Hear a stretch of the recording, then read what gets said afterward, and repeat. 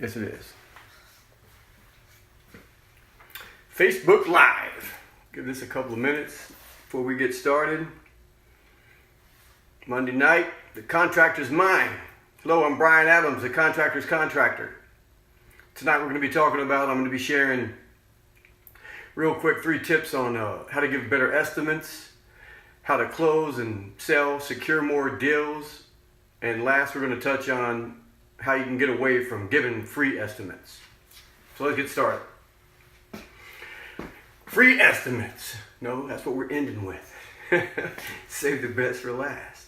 Giving better estimates. When I was in my early 20s, I'd have friends ask me, hey, can you come over and give us an estimate? And even in my early 20s, that hit me like, what do you mean an estimate? I'm not guessing. I can tell you what it's going to cost you. It's not an estimate. I know what it is. I know how much it's going to cost you. So the whole word estimate, I think it's got, I don't know, like maybe huge construction jobs, multi-million-dollar buildings where they're going to do a lot of add-ons and stuff. Maybe that's where the estimate comes in.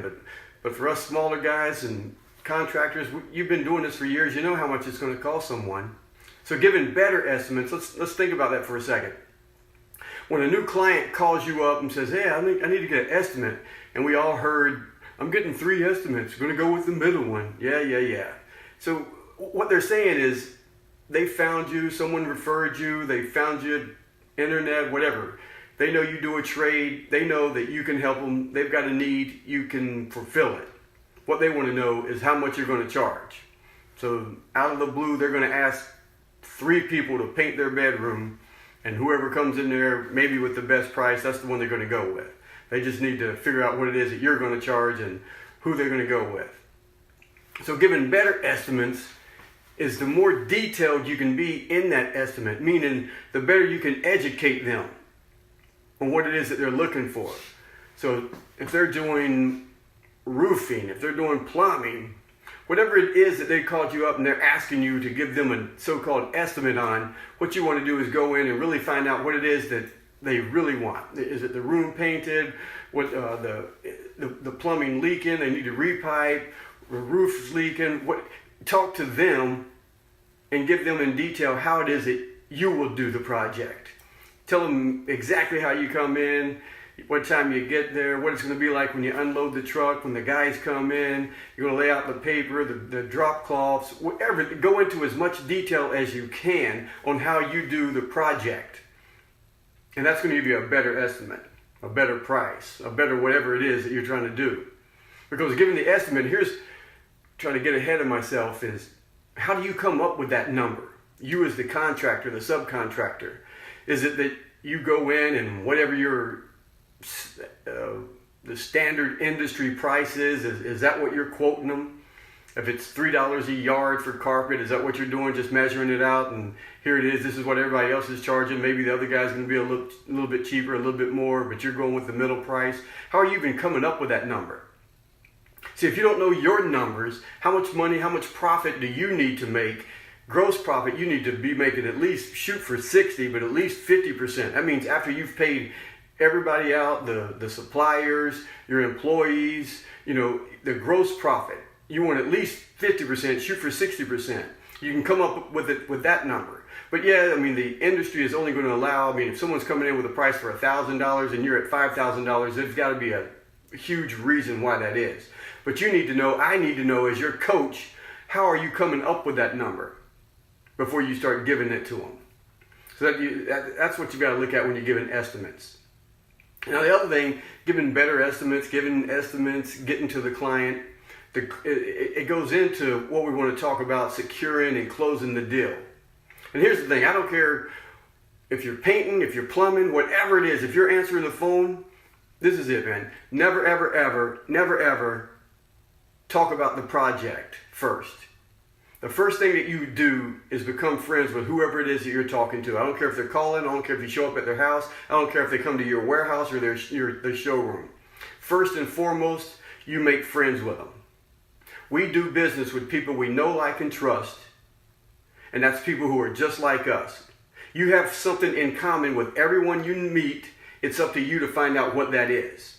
So what I mean is, No matter what, if you're getting your car painted, your house painted, your car worked on, you're getting your house work done, whatever it is, whatever service you need, accounting, it doesn't matter. Whatever it is, we buy from our friends and family first. You can't be family, but you can definitely be a friend. So whatever it is, you've got to learn, and there's sales techniques that you can learn, and buy How to Win Friends and Influence People by Dale Carnegie. Learn that inside and out. You've got to make the rapport with them. The faster you can make that rapport with them, the faster you can build that relationship, that friendship. Now you get to really talk to them. I mean, I've said over and over again, when people have asked me advice in construction, I said, well, let me tell you this, man. If we went to high school together, lost contact with each other, here it is 10 years later, I'm like, Bob, man, how's it been since high school? And then you're asking me about a project. I'm going to tell you like I would tell my best friend. Here's the do's, don'ts, and ins and outs. When you're talking with a client, tell them these things. Say, whether you choose me or not, and I hope you choose me, but here's the questions you need to ask. Here are the things that you need to look for as this project is being done. Help them, genuinely help them as much as you can. Provide them all the information. Give them the horror stories. Let them know. I mean, they're on the internet searching it out anyway. My God, man, Google, they're going to research it. So you can't go in there with the bullshit that you used to go in there with. You have to be honest with them. Make that relationship. Be as honest as you can. I tell them all the time, I say, look, here's how it's really going to go down. This is the truth. If someone comes in and tells you something different, they either don't know or they're lying. And both are bad scenarios. So here's what you look for. And I give them the list. And if they use me or not, that's not what I'm there for. I'm there genuinely to help them and educate them in the field that I'm participating and working in. And that's the mindset you've got to get to. I'm telling you, being a contractor, being a tradesman, you've got to change your mindset. You got to start thinking like a business owner. You got to put the customer first. That doesn't mean you lose money or they disrespect your employees. None of that. I mean, I've got presentations online that go through all of that, and we can get you there. But what it means is you genuinely got to help them. You want to help them. So if nothing else, later on the job gets messed up, they're doing it, they're going to call you to help repair it, fix it, whatever. Even if they're recommended, they'll go, hey, you know what? I didn't use Brian, but hey, the dude really helped me out. I wish I had have used him. That's what I'm talking about. Now this last one, no more free estimates. That's my pet peeve. That's my flagship program. I'm telling you, how much money do you waste driving around and time giving free estimates? There's a system that you put together. One, you got to qualify new clients. When they're calling you up, when they're sending emails, when they're contacting you, there's a system and a list that you go through, the questions that you ask them before you even deal with them. That pre-qualifies them. Before you even call them back, I've got a list of emails and text messages that I send to clients that they have to respond to me and send me pictures and answer some questions. They've got to get some time and skin in the game before I even respond to them. And most of the time, they're not calling me up. They already know me. They're calling me up. When I'm on the phone, I'm saying, look, we've already went over everything. What I'd like to do now is show up and get a deposit. And we'll talk about the scheduling. You don't just give the free estimates. Make them put some skin in the game. Make them answer some questions. Find out as much information. The whole no more free estimates, it's not an overnight like magic pill, weight loss pill. If you're looking for that, you came to the wrong place. Business can be great, but it ain't easy. It's simple, very simple, but it ain't easy. It takes the work. You've got to have so much information on your website that they can go to. I direct them to the website and say, hey, we got all those answers and things to beware, questions to ask other contractors when the job is being done. Refer back to these videos. You can do it yourself. I've got all the information there. When you don't have to give any more free estimates, it's because you become the guru, the master of your trade in your market. That's when you're the guy. People know, man, that's the guy. That's the painter. That's the plumber. That's the electrician. That's the floor guy. That's the general contractor. That's the roofer. They know you. That's what you. And they're like, whoa, man, I'd like to be able to get him over here. When they call you and you're the guru, you're the expert in that industry, they know you're not going to be wasting time coming over there for tire kickers, people who are thinking about getting the job done. You don't need to show up for that kind of conversation. When you show up, it's to get a deposit. It's to look at the job so you know what to bring, so you know what to expect. Not so you can get one of the 3 or 4 estimates that they're going to be getting. Look, being a contractor is one of the best things that you can do, man. You helped build America. But it's a mindset. It's a mindset. I didn't have it. When I quit school at 17 years old and moved out to California, I did not have the mindset.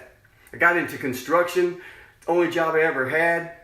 Never believed I could be more than just an hourly employee. Went to martial arts, changed my world. I still say everything I am and everything I have, I owe to martial arts because it changed my mindset. It built my self-esteem. It wasn't the education, it was my mindset. See, the education, it was already out there. You've heard when the student's ready, the teacher will appear. I'm here, baby. Is the mindset ready? See, when you have the mindset, the education is already there. You got to have the mindset to change, to suck it in, to use the education. Make the changes that you need to make. You should be running your business. Your job is to work yourself out of a job. I could go on and on, but that's it for tonight. Share this video with people. Look me up, the Contractors, Contractor.com. Like us on Facebook. Leave a response. And until next week, have a great week, guys.